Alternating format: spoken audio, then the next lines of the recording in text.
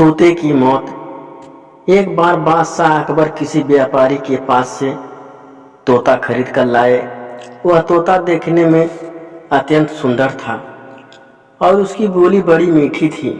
अकबर ने उस तोते की रखवाली के लिए एक सेवक को नियुक्त कर दिया और उसे साफ हिदायत दे दी कि अगर तोता मारा तो तुम्हें मृत्यु दंड दूंगा, और उसके अलावा जिसने भी अपने मुंह से कहा कि तोता मर चुका है उसे भी मौत की सजा मिलेगी।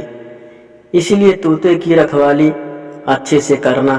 सेवक तोते को लेकर चला गया और बड़े उत्साह से उसकी देखभाल करने लगा।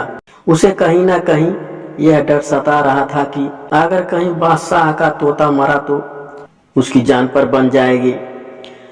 और फिर एक दिन ऐसा ही हुआ, तोता अचानक मर गया।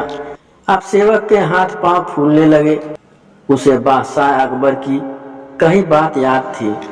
वह तुरंत दौड़कर बीरबल के पास गया और पूरी बात बताई। बीरबल ने उस सेवक को पानी पिलाया और कहा, चिंता मत करो, मैं बादशाह से बात करूंगा। तुम बस इस समय उस तोते से दूर हो जाओ। थोड़ी देर बाद बीरबल अकेले बादशाह के पास गए और बोले कि मालिक, आपका जो तोता था।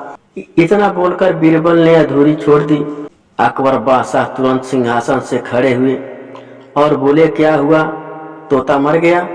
बीरबल बोले, मैं सिर्फ इतना ही कहना चाहूंगा कि आपका तोता ना मुंह खोलता है, ना खाता है, ना पीता है, ना हिलता है, ना डुलता है, ना चलता है, ना फुदकता है। उसकी आंखें बंद है और वह अपने पिंजरे में लेटा पड़ा है। आप आइए और जरा उसे देखिए।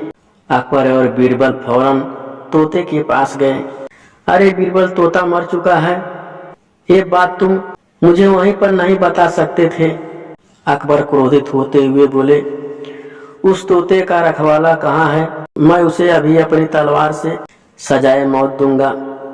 तब बीरबल बोले, जी मैं अभी उस रखवाले को हाजिर करता हूँ, लेकिन ये तो बताइए कि आपको मृत्यु देने के लिए मैं किसे बुलाऊं? क्या मतलब है तुम्हारा?